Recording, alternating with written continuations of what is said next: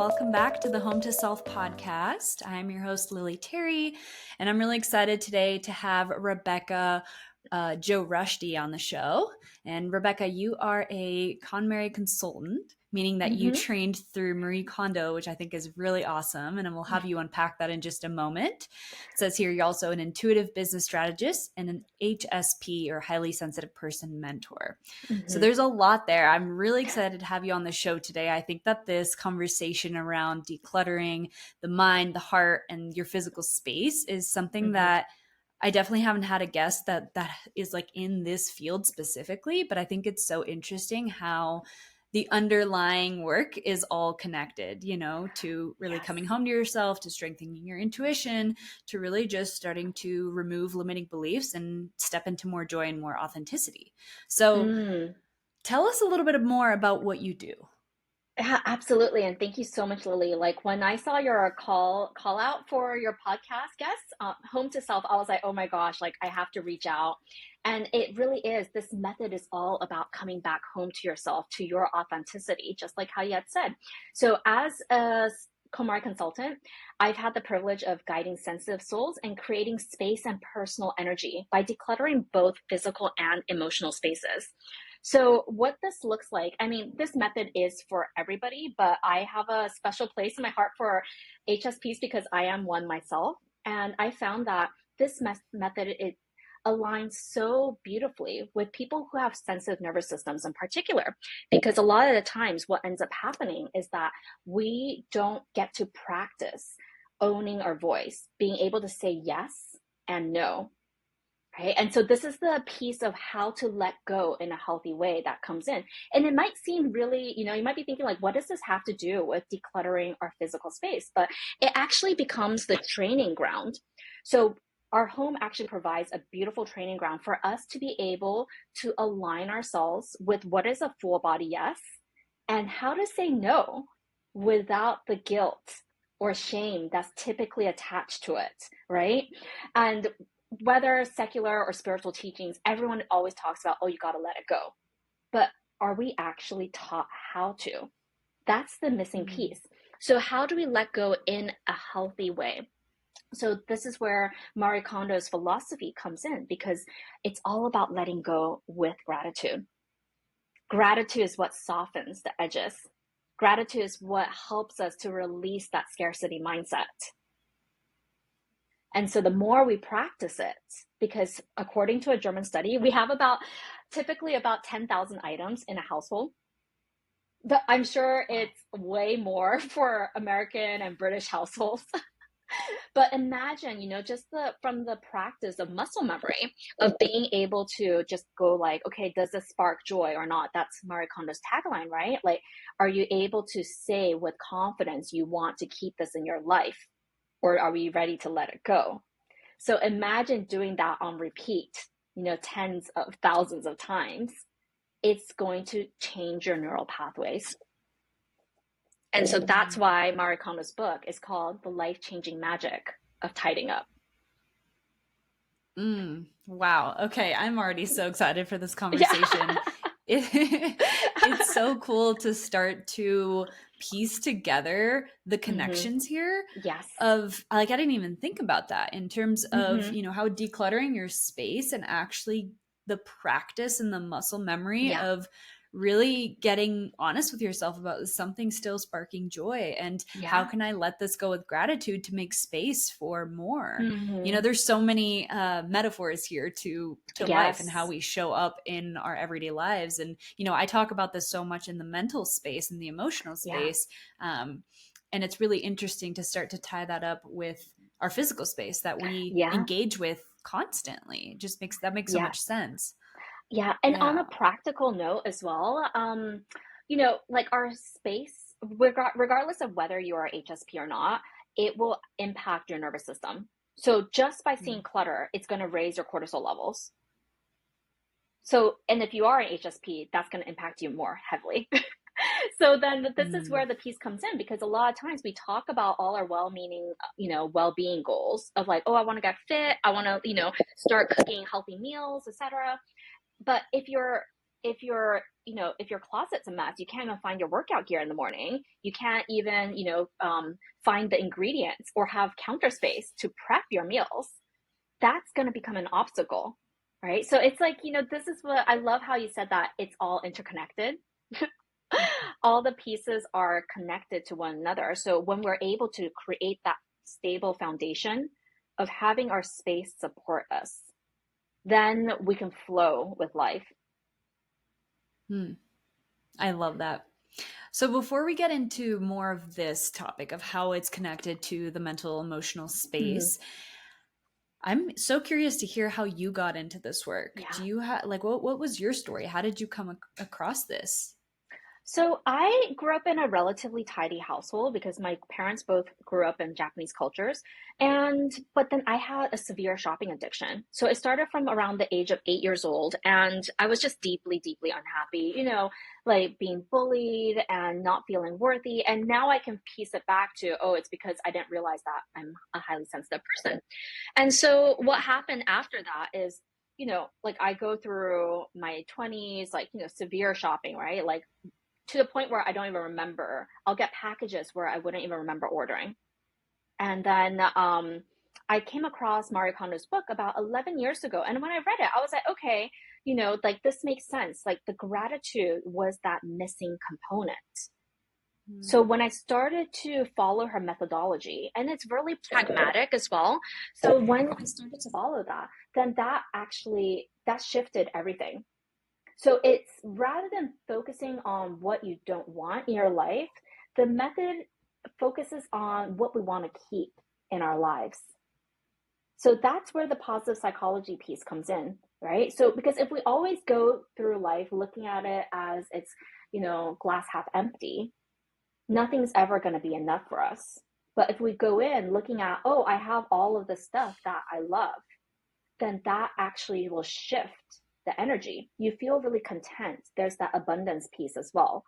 And this will actually change your purchasing behaviors too. We're no longer shopping for that high, right? That dopamine kick. Mm-hmm. Yeah. Yeah, it's so interesting. I talk about this all the time with, the subconscious mind too, of how so much of what we do is in reaction to that which we don't want. So we're creating from a reactive place, and Yes. it's heavy, it's forceful, it's swimming upstream. So I Mm-hmm. think it's so powerful to start to reframe that as like gratitude. When you Yeah. focus on that which you do have, or that which brings you joy, you amplify that, you feed it more energy, and so it Mm-hmm. grows. And Yeah. it's more of a creative force, which I think is a really beautiful way to, like, I've never thought of decluttering from that perspective. I feel like all Mm. the decluttering, whether it's mental, physical, emotional, Mm-hmm. it's been from a place of like, there's too much, like we got to get rid. And Yeah. I don't know, it just feels like, oh, but like which pieces are actually bringing you joy, which are Yeah. actually enhancing your life. And with that energy, I just assume that this would be a much more enjoyable process too, and more Oh effective. yeah. Yeah, it's kind of like one of the analogies I like to give. It's the difference between like doing a crash diet, right? And then actually changing and embodying a new lifestyle. Mm-hmm. Because that's where the rebound happens. Where you're doing it from a place of fear, right? And then you're just trying to force yourself. But this is actually a very, very reflective process. So when we're able to really get attuned with every single item and make a conscious decision, then this is also going to change us, like in the way that we interact with not only ourselves but the world around us. So I'm a reformed shopaholic now, and it came from, like a practical side is also when you have a full mental audit of what you own, it's so much easier to make decisions. You might be like, oh, that's a cute t-shirt, but I have, two similar t-shirts already. So it's not coming from a place of, oh, you're restraining yourself from like, oh, I'm not allowed to buy anything. It's coming from a place of, oh, I have more than enough. Mm-hmm. Yeah, this mindfulness piece is like, Mm-hmm. it's that quote of like, the way you do one thing is the way you do everything. But Mm-hmm. I really believe that when two can practice really making conscious decisions that are Mm-hmm. really going to amplify your life and not doing it from, again, these subconscious programs or what you were Yeah. taught or what society kind of pushes you into doing, Yeah. it just gives you your power back. It gives you your ability to really connect to what you desire, what you believe in this moment, which is also always changing. But having that trust muscle of coming back to yourself to make those Yeah. decisions, whether it is, yeah, about something you want to buy or a t-shirt you need to get rid of or want to get rid of, or whether Hmm. it's a bigger life decision, it's like Yeah. it does start, it's even reflected in the smaller mundane choices. Absolutely. And that's where, that's why I love going deep into this as well, because, this method is for everyone, but it's also not for everyone, if you know what I mean. You have to be ready to face the clutter, right? Both internal and external. So, because a lot of times, like things hold, there's an energetic charge to every single thing that we bring into our life, right? Like even the most basic thing of like what one of the examples that I like to give is, for example, people bring home a lot of hotel amenities, right? So you might Yeah. bring home like all of those shampoo bottles and all that. I see tons of those, but it's more about only take what you need, because that's Mm. also a representation of scarcity mindset. It's like, oh, it's free, or it's a good deal, or whatever it is. So we end up consuming. That's the unconscious mind that's controlling us. So do you see how like it Yeah. plays out in like all areas of our lives? Or even, Yeah. not being able to say no to people, right? Like, because it's like, oh, I'm afraid of what they'll think of me, right? Like, so all of these things, it it all feeds into one another, and we need to practice the art of saying no and letting go. Hmm. Wow. Okay. There's so many little rabbit holes we can go down. And I want to circle back to these, but I'm just curious to hear because, we've kind of touched on this already, but Hmm. I, one of my mentors within the subconscious reprogramming space Hmm. always had us declutter our space Hmm. as the first step to doing any, Hmm. like before addressing the mind in any way, which I just thought Yes. was so interesting. And, Hmm. you know, it might seem obvious to people, but maybe not. Some people may have never thought of this. So from your perspective, like why is your physical space so connected to your mental emotional space? We touched on it a Well, little bit, but I'm curious to hear your yeah, answer. yeah, absolutely. Because, we talked about how it's just the cortisol level, right? So that's just how our nervous system works. But also, it's just showing reverence for our space and just being Mm. able to connect deeply with a space that supports us as well. That will help us to delve deeper into our journey back home to ourselves. Okay, so we're not taking it for granted. That's really where like gratitude is like one of the most powerful forces in the universe. And so when we're able to be deeply grateful and be surrounded by gratitude, then this is going to accelerate your healing journey as well. I know it's not a race, but it will make it like how you said, it won't be that uphill, upstream battle, because we don't have all of these obstacles that are getting in the way. Right. So, Mm-hmm. even let's say that like, oh, people want to get into meditation, but if their space is not soothing or nourishing, then they're not going to be able to step into or form those habits and routines as easily. These are the little energy leakages that's gonna that's gonna drain our life force. Yeah. Yeah. It's like as within, so without, right? And so Mm-hmm. the mind is, I feel like our space is such a reflection of what's going on internally.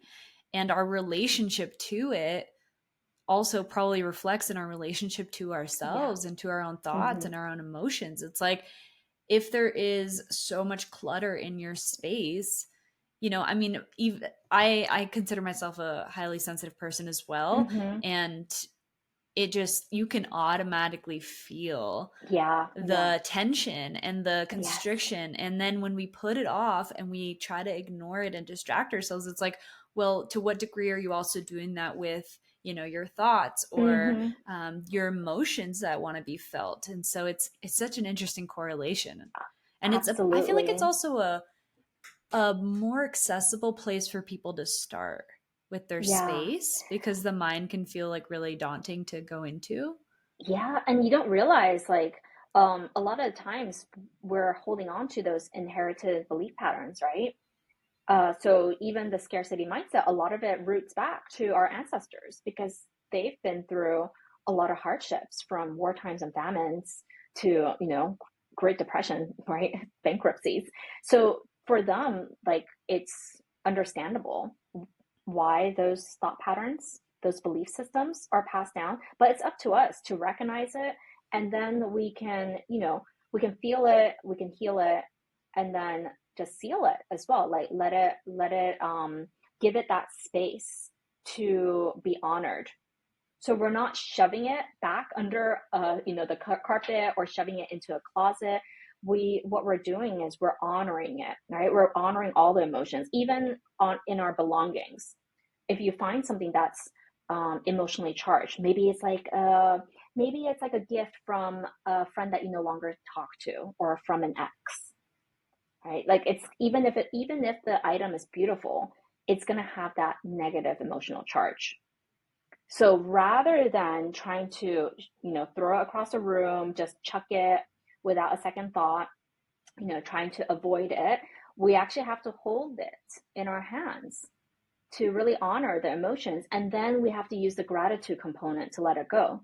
So it's not just like, screw you, I hate you, It's really just going into like, thank you so much for teaching me what my boundaries are. Thank you so much for showing me what kind of people I want to be aligned with.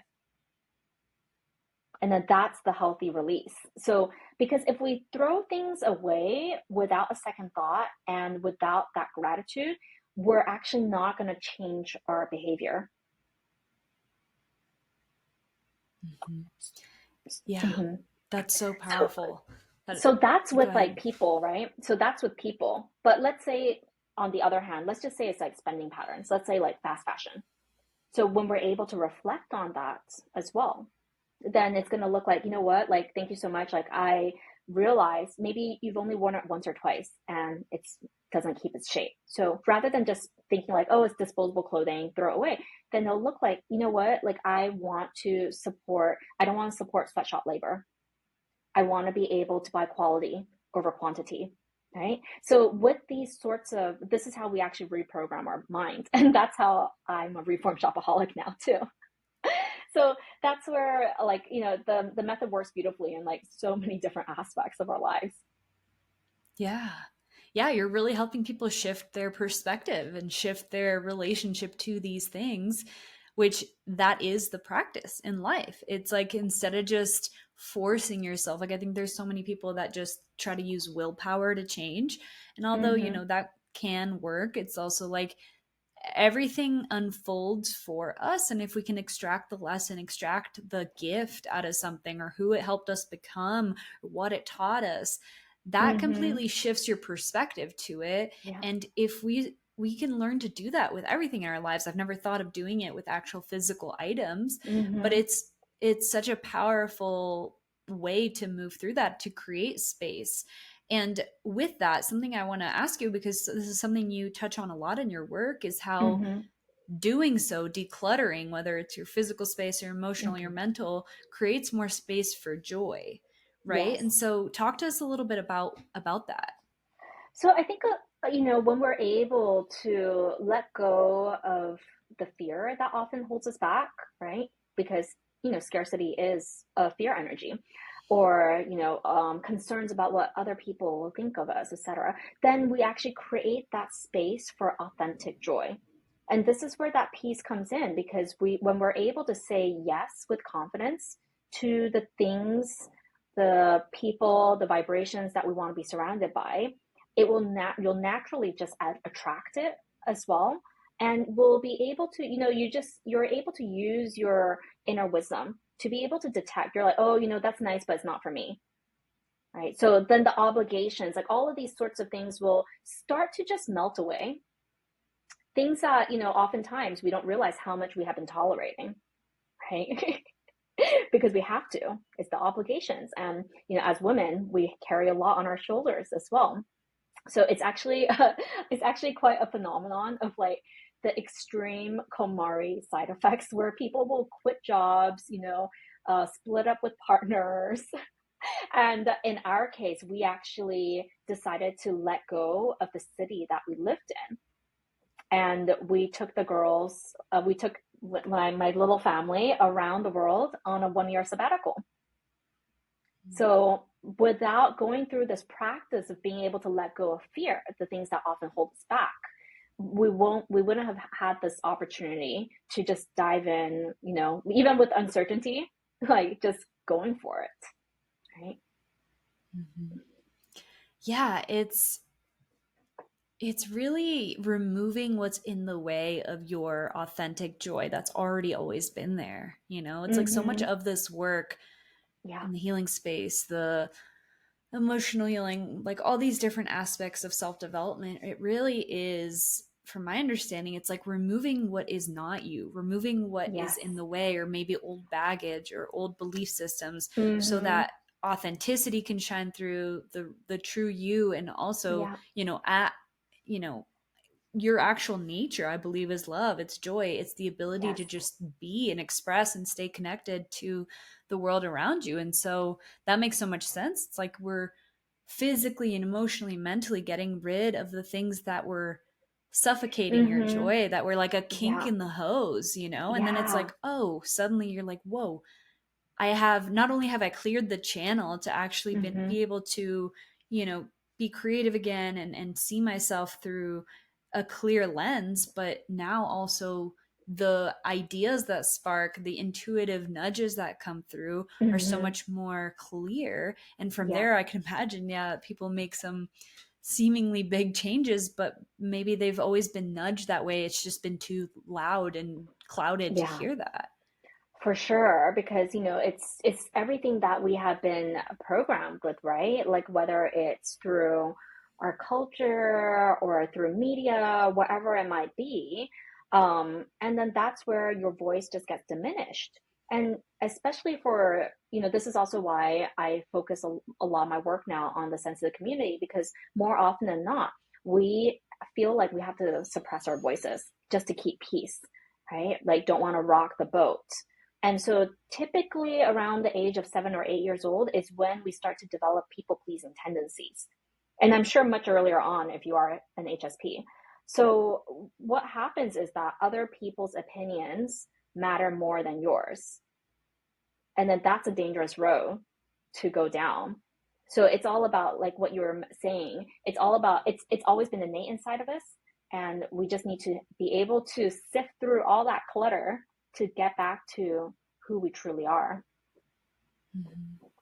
Yeah. Yeah, and doing that with gratitude again, and like with the introspective questions of, Mm-hmm. is this really still adding value to your life? What's the gift that came through? What we talked about Yeah. earlier, it's that is really the compassionate lens through which you can actually make change in your life.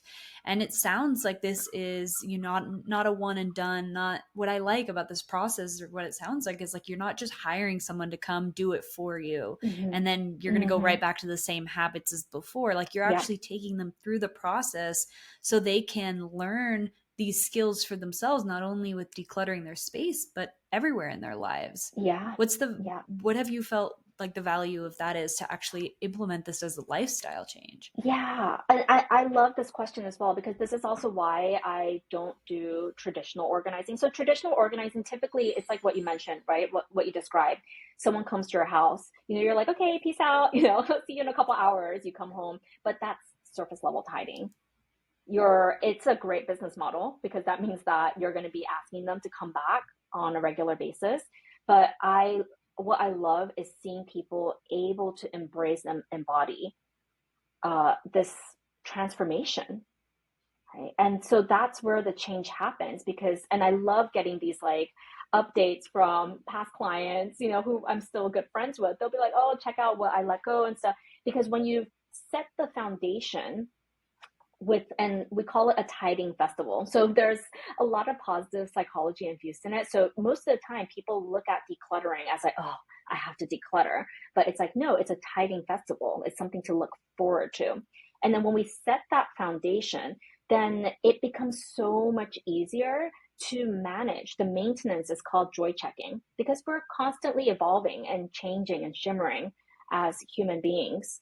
So the joy checking comes in, it's like every 3 months, every 6 months, however frequently you want to joy check. You can even do it like super quick on the fly as you're getting dressed because your drawers will be systemized, right? So even as you're getting dressed, you might be like, oh, just have a quick check through your tank tops.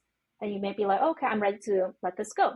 So when the system is there in place, then it never has to become a thing, like that we avoid. It becomes so easily integrated into our lives. Like my kids are 8 and 10 years old, so they've been practicing since they're 2. Of course, there is repetition, right? Like you gotta train them, but I see it as an investment of time because now they're able to do it independently. It's ingrained inside of them, and they see it as a self-regulation tool. Tell me more about that. Yeah. So when we actually declutter, right, and when we're putting things away, it will actually calm our nervous system. So like, let's talk about clutter magnets as well. So that's a good one to bring up because, for example, if I am going around the house picking things up, right? Like I'm just going around the house picking things up, but I don't have a defined home for any of these items. Human nature, human tendency is to just plop it down on any flat surface. So this is where the systems come into place because when you have defined homes for everything, then you're literally, it becomes like muscle memory as well. I picked up all of those things just now. I can just, without exerting any additional energy, I can put things back, right? If you have multiple family members in a house, then the training becomes easier.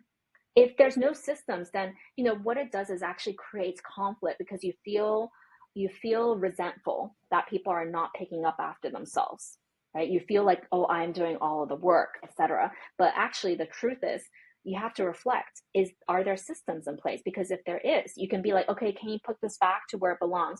Oh, you need batteries? It's in this drawer in the left-hand side, right? So this is where, as highly sensitive people, we need to. It's a way for us to manage and also expand our energy. So we become really attuned with where our energy leakages are. Because the flip side is, if you can't find something and you're, tearing the house upside down and trying to find it, what happens? Cortisol level, right? And it takes a couple hours for us to get back to baseline. And it's something that's absolutely avoidable, right? There's a lot of things that are not avoidable in life. Challenges are part and parcel of life, but there are things that are totally within our control, which is creating that sanctuary. Yeah, this is such a huge topic because I can relate so deeply with my husband. He is not a highly sensitive person and just isn't as affected by the house not being tidy, right? It's just not as much what bothers him. And I yeah, I'm just curious to hear how you help clients and people navigate living with whether it's kids or a spouse or roommates who just maybe don't have the same values or a care or desire to keep things as tidy. I mean, I think what you said with systems really makes sense, but even still, like I just as simple as I have tried to get my husband on board with simply leaving the car keys and the house keys right on our first little countertop when we walk through the doors so that they're always in the same place. And even that, he's like, I just don't think about that. So I'm like, how do you find the balance between like, okay, I honor who you are and how you operate, and I'm not trying to change you, but also like it is frustrating when we are rushing out the door and then it takes us 5 minutes to look for the keys and you put them on top of your dresser, like hidden between, I'm like, what? It's the training. It's the training. And sometimes it will make you feel like you want to rip your hair out, and, and a lot of it, and I am still a work in progress as well. And it always goes back to, okay, like seeing it as an opportunity to teach, because it's so easy to just be like, oh, I'll just put it back. Oh, I see the room is messy, I'll just tidy up. And always Yep. goes back into like, okay, feel into where you are at. Like if we're gonna do it with resentment, then that's not gonna help, right? And we're also taking away that opportunity to practice for his muscle memory. So it might sound like, oh, just saying it in a cute way, like, oh, do you remember where these belong? Or like, oh, could he put it back into its home? Right? Because when we start with the nagging, and I am so guilty of it as well, then it's like it has that negative sentiment attached to it. And a lot of times they just want to go against it. It's like there's some people who are just like, you're telling me what to do. Okay, I'm going to do the opposite. That's how it is with my Yeah. kids. So it's really about like empowering them.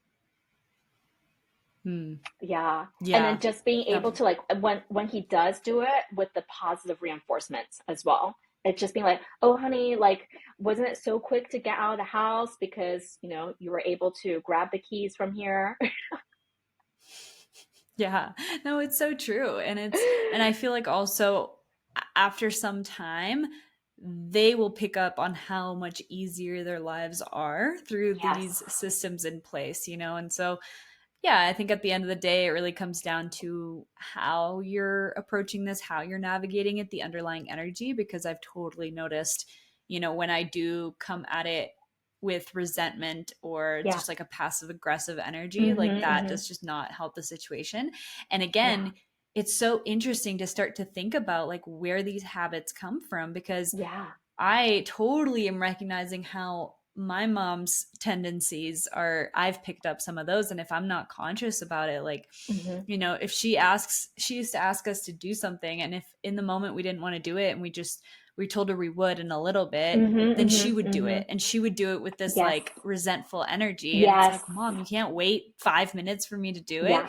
And now I notice that within Yeah. within my Yes. relationship with my husband sometimes. And I'm like, oh no. Totally. But And then this yeah. also goes back into like, because when we do feel these irritations and we're not at baseline, it's also a sign for us to take care of ourselves, right? Yeah. Because that just becomes like a little, it's like we're activated by it. It's like a trigger, right? But it's not really, it might be because we're hangry or we didn't sleep enough Mhm. or the clutter is increasing our cortisol. Yeah, for sure. Yeah. So let's get practical for a moment for people Hmm. who are like, oh my gosh, this is exactly what I needed to hear today. Hmm. Like, there's been clutter in my house that I really want to Yeah. clean up. But, if they're anything like me, and I'm sure you see this pattern all the time, Mm. if it has built up over a couple months or a couple years, it Hmm. feels so overwhelming. Like, you're like, Yeah. where do I even start? Yeah. How do you help clients just to start to take those first few steps to Yeah. actually create these changes? So I love Marie Kondo's method because it's so pragmatic, and this is where it eases the overwhelm, which is why it's perfect for people with sensitive nervous systems as well. You know, and so we actually start with the intention setting. So what is your ideal lifestyle? So it can go beyond the home. Like what will you do with that energy and the space that you create? So this really helps us to keep us going as well. For some people, it might be something practical like, oh, I want to transform my junk room, my dumping ground, into a guest room. I want to host more, right? Like those sorts of thoughts. Um, and it can even just look like, oh, you know what? I just want to I want to start off my day with a calm cup of coffee. Okay, like I want to have that sanctuary, etc. So and then we actually go into um, like sorry the first step is commitment. Commit yourself. So with all things in life, right, we have to commit ourselves. It's not just wishing and wanting. And then the second step is the ideal lifestyle, right? So first step is committing ourselves. Second step is ideal lifestyle, imagining what it is, because it's the power of visualization. So it might sound woo woo, but actually there's a lot of science that backs it up. I'm sure that you're familiar with it too. That's how, with the Olympics that just passed, that's how top athletes get to the top of their game, through the power of physical and the visualization, right? So that's why visualization is really important in this method. And then 3, 4, 5, 6, these rules are more, these are more the technical, the more practical. So rule number 3 is declutter first and do not buy organizing products. So this is something that most people think that, oh, by buying these products, these tools, it's going to help me to get organized. But no, we have to declutter first. And then we can, choose and purchase consciously exactly what we need. I've worked with a lot of clients where we end up getting rid of a lot of these organizing products because they don't need it anymore. They don't have that amount of stuff to put into it. And we also go, rule number 4 is we go by the categories and not by rooms. So this is also very different from traditional organizing because we have 5 categories in total. We have the clothing category, books category, paper, komono means miscellaneous in Japanese, and then last but not least is the sentimental category. So by breaking it down this way, we're actually starting with the light workout and then working our way up to the high intensity categories. So the last 2 categories, komono, miscellaneous, it means like garage items, hobby items, your seasonal items, toiletries, everything else that's not in the other 4 categories I mentioned. And then sentimental is a whole nother kind of worm. So most of the times where people trip up is they go straight into, oh, I'm going to do my kitchen, but or I'm going to do my garage. And that's actually the high intensity. Our nervous system gets like completely shot and we're like, okay, I'm not going to do this. And then it becomes associated with something negative. So we start with clothing first and then work our way all the way to the sentimental. Even within clothing, you can break it down into subcategories. Let's say that, you find clothing, your wardrobe really overwhelming. You might say, I'm just going to do my shoes today. I'm just going to do my swimsuits today, right? So this will help us to have that smaller focus and ease the overwhelm. And then and rule number 5 is following the right order because of the reasons that I just mentioned. And when we're able to see everything in one shot, this is also the wisdom of doing it by the category. If you're able to see everything in one glance, you're like, okay, these are all my shoes, right? These are all the shoes I own. And then we start from what are the ones that spark joy? So this is rule number 6. Does it spark joy? You always start with the joy component. You're like, yes, full body, yes. I love these shoes. These make me feel like $1,000,000, whatever it is. You always start with those first. And then you have that barometer of joy to be able to compare the other items to. So then when you pick it up, you'll feel that, that hesitation or that resistance. It might be really pretty, but uncomfortable, right? So you never wear those shoes, or it might be a really expensive pair of shoes that you rarely wear. And there's that guilt associated with it, the sunk cost, right? So, and then we're able to look through it and make decisions more pragmatically too.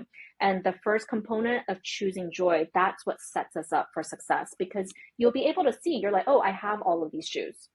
That's where the contentment and the happiness comes in. So it makes it easier for us to let go. You'll be like, oh, I have enough. Yeah, it's like when you can actually see what you have and be grateful for each, pair of shoes or every shirt that you own. It's like you can actually feel that gratitude instead of it's just like overwhelm of you open your closet and it's just overflowing with stuff. We think that the more that we have, and this is like the Western mindset of like the more you have, the happier you'll be. But it's like absolutely not the case. No, and I think that as long as you have things that really hold value and you can like see them, it's just like it can spark the joy because each of those have been selected exactly because of that reason. And that's also the myth, and that's the narrative that we've been fed, right? So it's people thinking that, the more we own, like upgrading the car, the home, the whatever, the belongings in our home, that's going to bring us happiness. But we all know that's BS. So these are all things to untangle ourselves from as well, right? Because also the notion of, because KonMari is also not minimalism. A lot of times people associate it with minimalism, but just because Marie Kondo has that minimalistic aesthetics vibe, that's her joy. You can be a maximalist and still KonMari because we're being authentic about what actually brings us joy, right? It's not like, oh, everything just brings me joy, like as an avoidance tactic, if you know what I mean. Some people will say that. It's like, but everything brings me joy. Everything sparks joy. But it's like, no, it's like, if you can honestly say that everything brings you joy and you love that maximalist aesthetic, go for it. So you Yeah. get to define what your joy is. And also you get to define what enough is. It's not, oh, you can only keep 10 books, or you can only have, 10 pairs of trousers, or whatever it is. You get to define it, because if someone works in the fashion industry, they're going to have a hell of a lot more clothes than me, right? Yeah. Yeah, I love how this is really an authentic person by person system. It's not just a Mm-hmm. one size fits all approach. It's like, no, Yeah. you're really getting to know yourself. You're getting to ask yourself, like, what really matters, what you want, what joy means to you. It's like all these really introspective, Yeah. powerful questions that I feel like, especially as a highly sensitive person, or, people who have a tendency to people please or just not use Mm-hmm. their voice, it's like, that muscle has not been worked enough in their lives.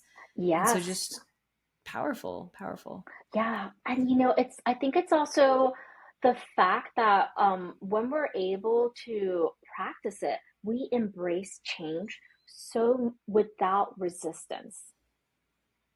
It Because change is a part of life. It's like the common thread, right? That's the only constant in life. But so many of us just resist it.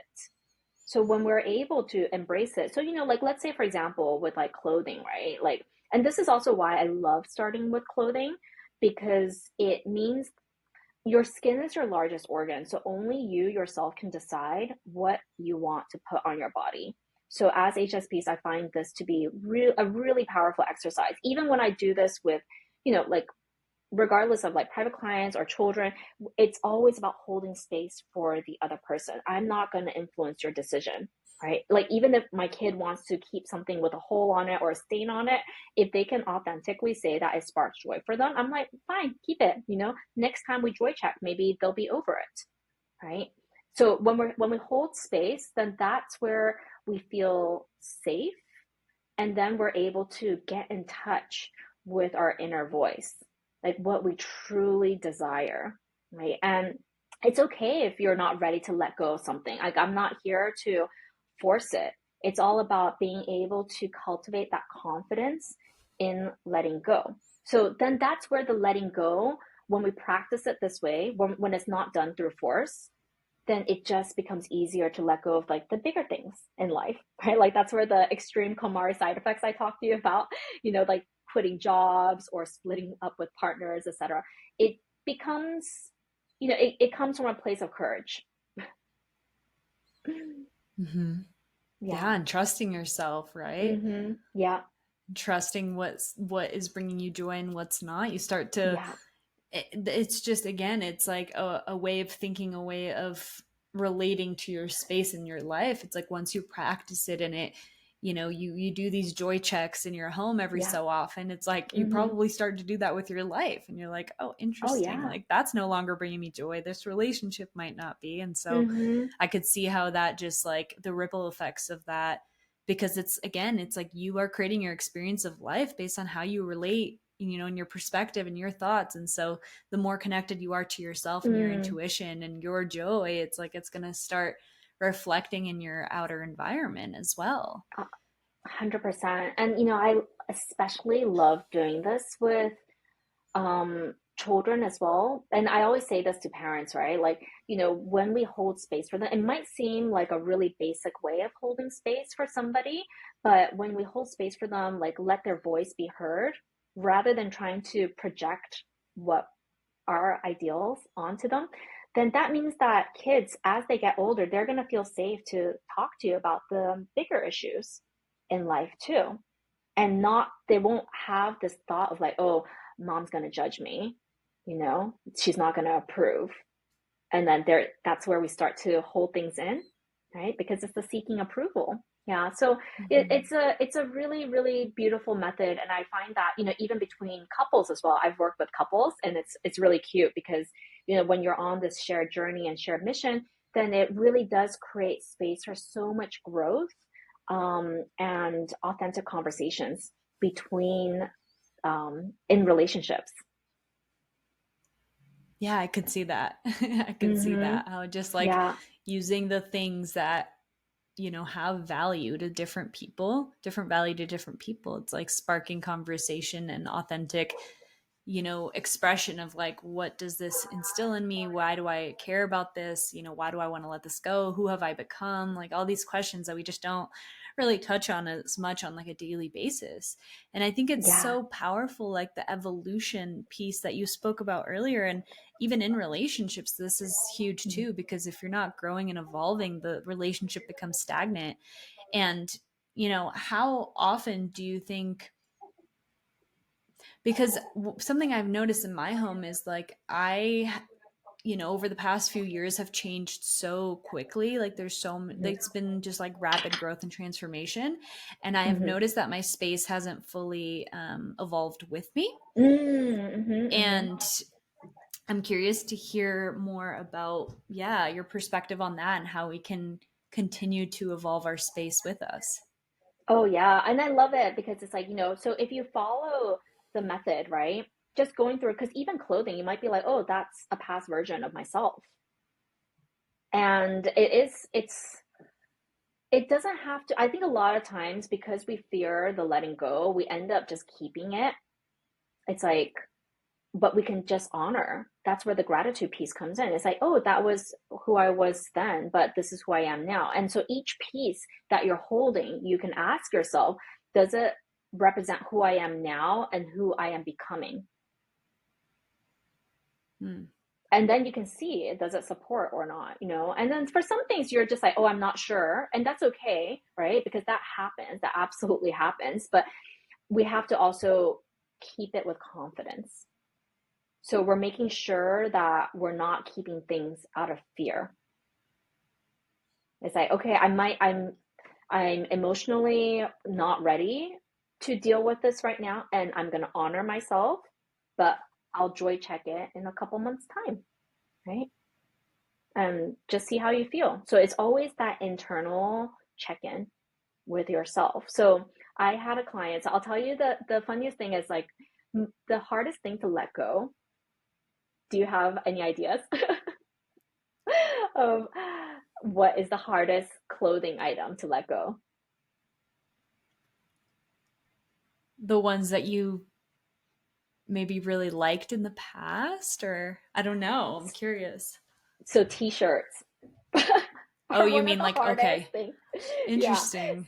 Yeah, so t-shirts are one of the hardest things to let go of because they become like second skin, right? Especially when they've been so worn, and it's almost like that warm hug that you get, that warm embrace that you get from a particular item of clothing. So I had a client, she had a lot of t-shirts that had like holes in it. Like she would never wear it out, but she just wasn't ready to let it go. And I was like, cool, then we'll take it away from your current items and we put it into a box, put it into a closet. So it's also about how we prime the space. So it shouldn't take up prime real estate where it's like, where your daily use items are going to be.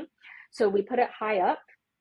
And then a couple months later, she like texted me. She's like, Rebecca, I let go of 2 of the t-shirts from that box.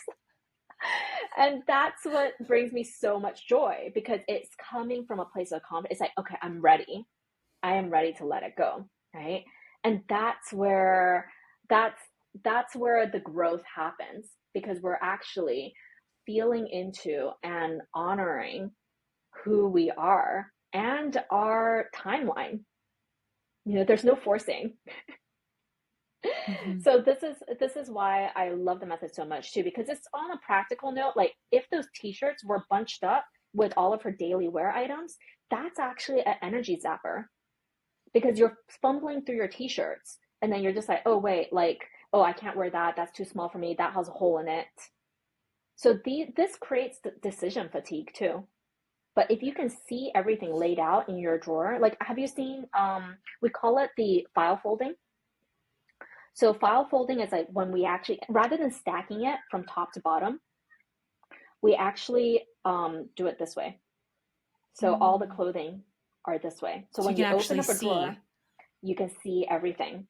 And it actually makes it so much more enjoyable to do your laundry, put things back, And you will get more even wear out of your clothing, because if we do it the traditional way of stacking it from top to bottom, that means that the stuff on the bottom, we rarely touch it, or if we do, it means that it creates that mess, right? So even just these little optimizations will create more, it might seem like seconds or minutes, but that adds up. And that's where you actually gain back time and energy. So I always tell people, this is an investment of time that you will absolutely gain back, right? Like not having to fumble around the house looking for, your keys, your wallet, or whatever it is. These are all things that can be avoided, and then it goes into your energy bank. Yeah. That makes so much sense. I'm like just thinking my own life, just like wearing just the things that are at the top because it's easier. Yes. And then it's like, oh my Yeah. gosh, I bought this that I loved and I don't really wear it just because it's not in my awareness. And if I Yeah. do go looking for something, it just creates a disaster. So, some Mm-hmm. practical questions that just are Yeah. coming up for me. Mm-hmm. First of all, can you do this with pants too? Like, because they're like thicker, like jeans and stuff. Can Yeah. you Yeah. You like file them absolutely in a way? can. So if you Okay. have like drawers, like I love doing it with jeans, with leggings and everything as well, and it'll free up so much of your hanging space. But again, this also differs person to person.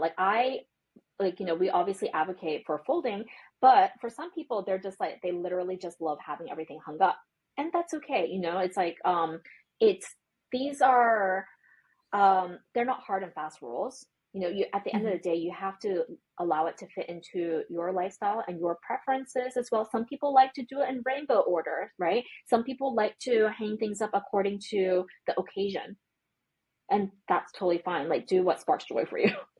But for jeans and leggings, etc., yeah, you can absolutely do it, right? So you just fold it in half, and then you fold it lengthways half again, and then you fold it into thirds. So there's tons of Mm-hmm. videos, like folding videos as well, but it becomes, the end result is that you're always folding it so that it is like a little rectangle, and then that's Yeah, where you so you can can slot start to it see in. them. Mm-hmm, mm-hmm. Interesting. Interesting. Yeah, Okay. yeah, And you're then like, okay, I'm gonna go into my closet after this. oh, absolutely.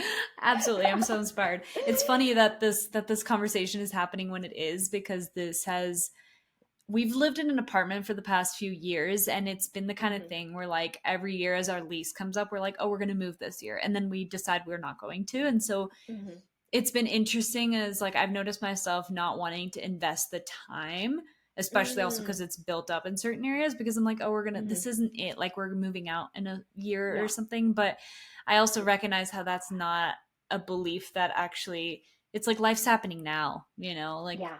we don't even know if next year is gonna come. Like it just yeah, so I see how Ooh, that's just this is perpetuating. so this is such great insight as well, because what you can do with this is actually, so part of the imagining your ideal lifestyle. So think about, where do you want to live?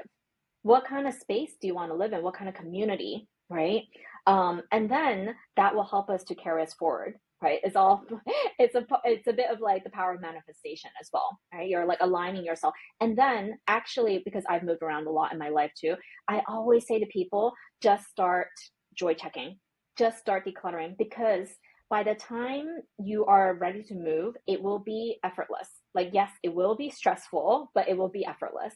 So, because you're ensuring that everything that you're bringing into the next chapter of your life, um, it has, it sparks joy. There's no question Mhm. about it. Because most of the time, people will say, like, oh, I'll just wait until I've moved into my new place to declutter. And that is like a huge no no for me, because it's already so dysregulating. Like, I just moved in January. I've moved like twice in the last 2 years. So it's, even though I'm a professional organizer and I follow by this method, when you come into a new space, everything's going to be everywhere. So and if you're Mhm. stacking on the another factor, which is you might not need everything that you brought in, that's going to create an additional layer of stress that HSPs don't need. So it'll make it a Yeah. lot easier. You're just like, okay, like the move will become more seamless. right? Like it is going to feel stressful and it will feel dysregulating because that's just what moving is. Actually, they said that moving is the second most stressful thing in life after divorce. Wow. I Yeah, resonate. right, I right. And it resonate. makes And sense because especially when you everything's have so everywhere. much to declutter. Yeah. Yeah. Yeah. Yeah, And everything's everywhere. yeah, so I always tell people before you move, I'm like, do not wait.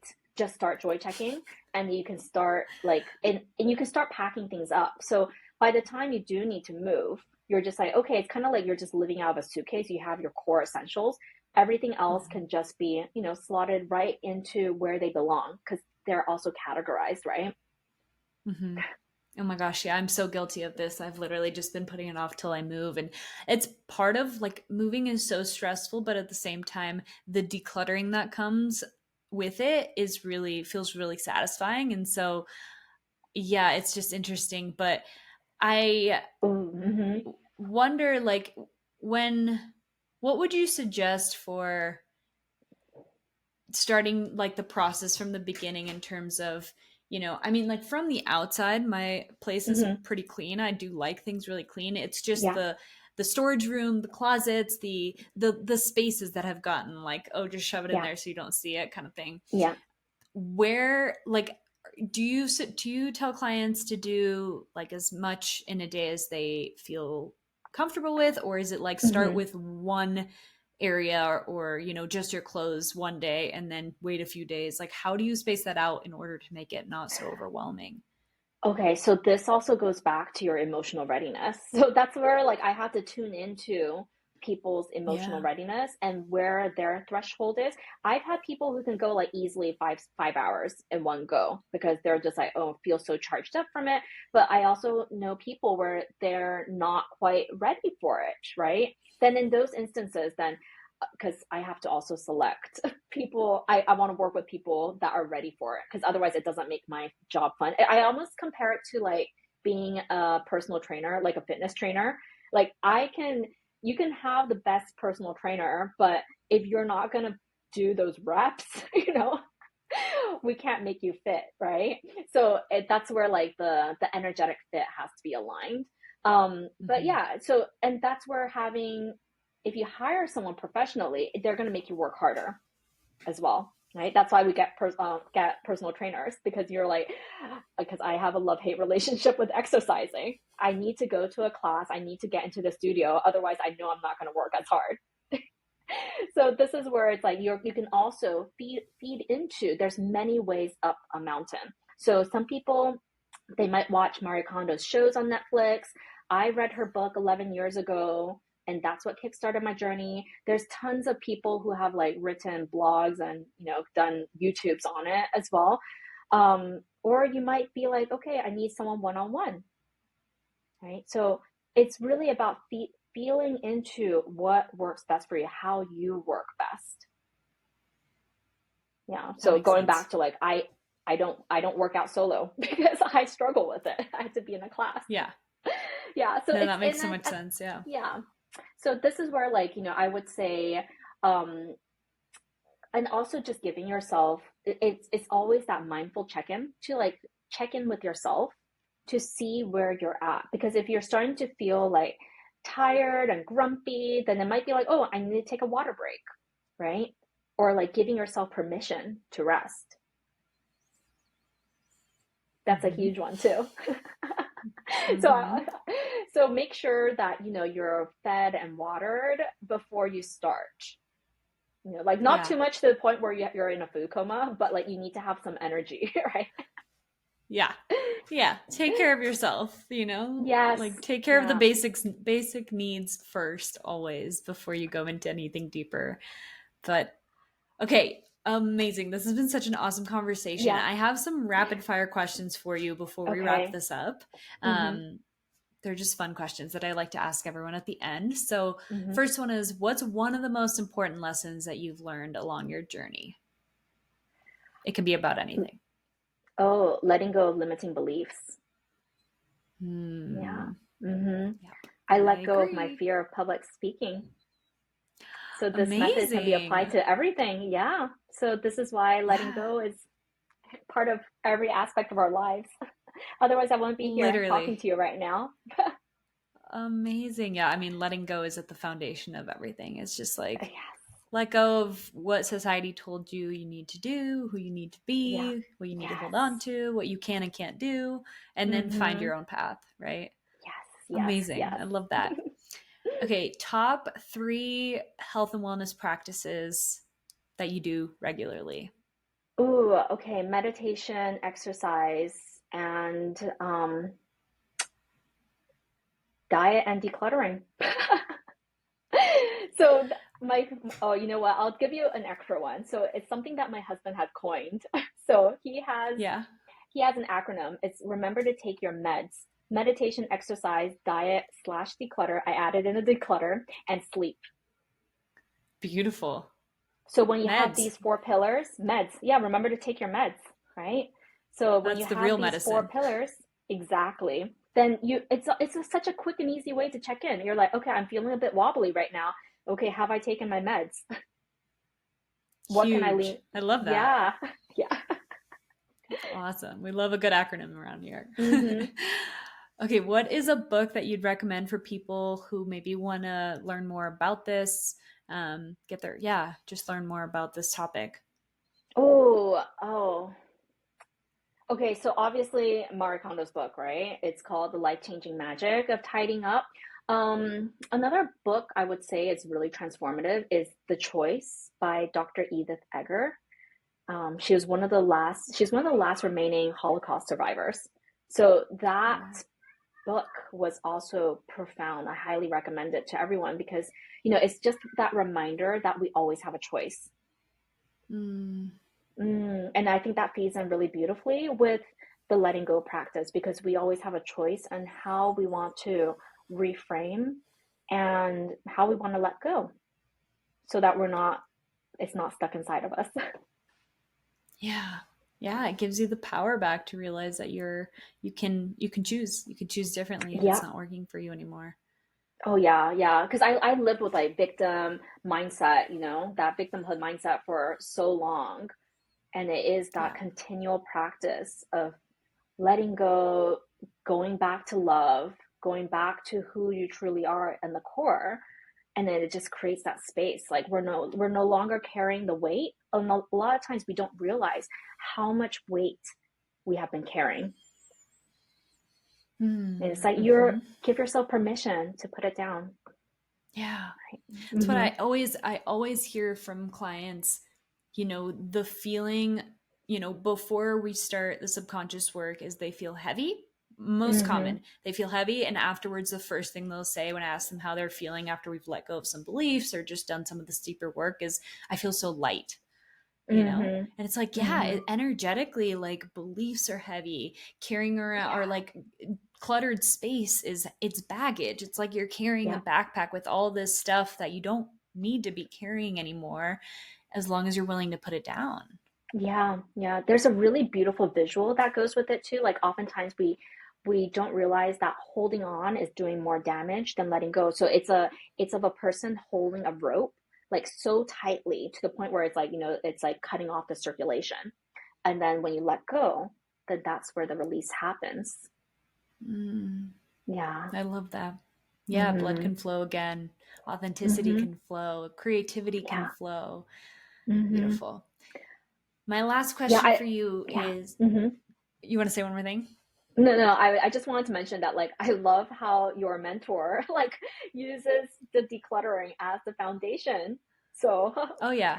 yeah, because it's Every also time. it is also feng shui, right? Yeah. Hmm.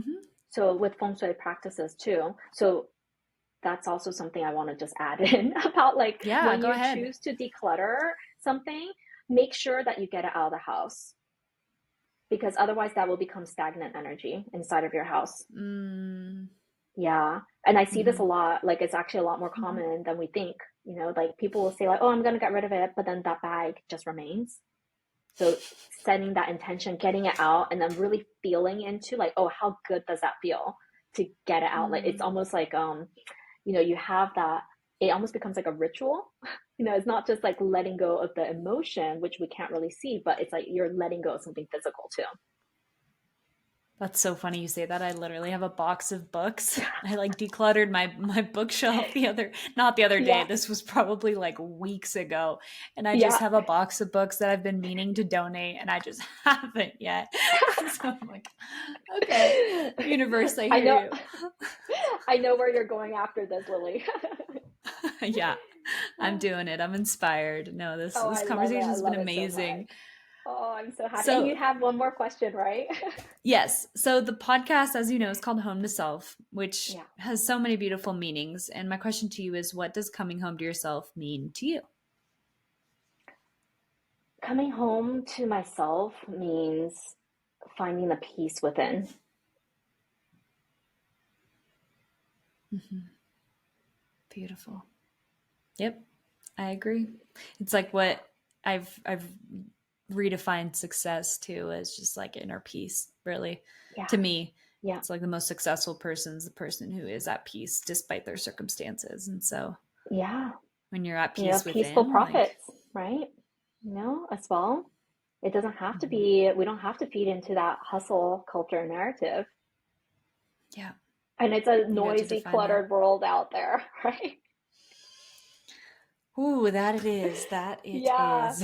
Yeah. So that's why it's like, Oh my this gosh. practice is also really beautiful because I've had coaches in the past where I realize now because I've only just realized that I'm an HSP less than 2 years ago. So now looking back at like the coaching that I got in the past, etc., I was like, oh, no wonder it didn't work because I was like, it's so not aligned with my nervous system. So then Yeah, that that's makes where so like much we can let sense. go. Yeah, the letting go of resentment, right? Or letting go of the regrets or anything. It's like, oh, it's okay. It's just different operating system. Now that I know better, I can do better. I know what I can look out for and not be fed sales psychology as well. Yeah. Yeah, really redefining like what feels good for you and then creating a life but also a business from that place is that's something I've been sitting with a lot. It's like I've taken so many business courses and strategy Mm-hmm. sessions and whatnot, and it's like, yes, a lot of these methods are proven, but Yeah. like if it doesn't feel good and work for your blueprint and who you are as Mm-hmm. a person, it's not going to feel aligned and it's not going to be your best path to success. And so it's like No. really trusting that your path is the path for you, Yeah, you yeah. know? And also, like, I think, it goes back to defining what enough means because, there's so much talk about like always talking about six figure, seven figure, 10K, this and that, right? But it's like just define what enough is for you. And then Mm-hmm. we can work from there. So you don't end up having to follow other people's versions of success. And at the end of the day, like we see it so often, right? Like, people who have reached their quote unquote peak success, but then behind the scenes, it's completely wreak havoc on their nervous system, their mental health, their relationships. And I never wanted to be at the expense of myself, right? And then that's Mm-hmm. also part of following your life path. So what does that look like for you? This goes back into what does your ideal life look like? For me, I want to be present for the kids and for the family. So I want to be able to create my business practices around that. So and obviously also taking care of the self, right? So just being able to take care of myself physically and mentally. So these are all parts of like how we can envision what our ideal life looks like and take ownership of it. Yeah. Yeah, what a beautiful place to end. I Hmm. feel like we could talk for hours. This has I been know. so fun. I love Oh, this. I I love love this it. conversation. I think it's going to be so powerful for people and for the women who listen to this podcast and just like again, it's so fun to approach this conversation from so many different angles and the decluttering, gateway into the deeper inner work is Yeah. so it feels so accessible. Like I said, like anyone can start there, Yeah. and let Hmm. that inspire more and more introspection and connection to self. And so I'm so grateful that we got to connect. Thank you for sharing your work with people. Yes. And for those who want to dive deeper, who maybe want to Hmm. work with you or, do more of this, like how Yeah. can they connect with you? So my website is sparkjoyandflow.com, and I'm actually launching a secret project soon, which is a micro membership. So this will be, Oh, holding space for sensitive souls, and there's accountability. There's going to be like live decluttering session for like body doubling, as well, so that we can hold ourselves accountable and cheer each other on, and lots of wellness workshops and whatnot inside of it too. So it's not just our external, but it's also decluttering and nourishing our internal world too. So these are things beautiful. that I'm really excited to launch, to give birth to the world. And so you can find out more by signing up to my newsletter. Awesome. Yeah. And I'll share all the links and info below as well as your social media handle. Yes, thank And you. I'm just curious too, I assume you work with people one-on-one in person, and do you do any like, I don't know, do you have like any online courses or something for people who want to get started on this process who maybe don't live in Yes. the area? Yeah, so Like I me? actually I'm on Insight Timer a lot, so I'll share my Insight Timer link too. So I have pre-recorded tracks on there, and they're really short, just like 5-6 minutes long. I have a audio course on there as well, that will take you through the method too. And I do a lot of Oh, lives on it too. So it's a meditation app, and it feels so nourishing. It just feels like home because there's a lot of sensitive souls on there too. So I think you will love the space too, Lily.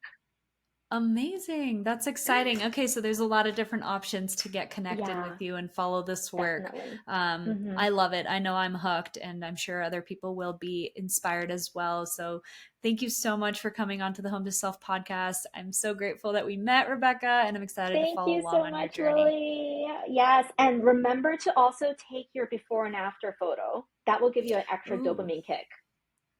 Oh, great. I love that. Yeah, I love a good before and after photo. Yes, Amazing. and share it with me too because I love a good one too. Yeah, yeah, yeah. We'll make sure to tag you below. Thank you so Awesome. much, Well, Lily. thank you everyone for tuning in, and we will see you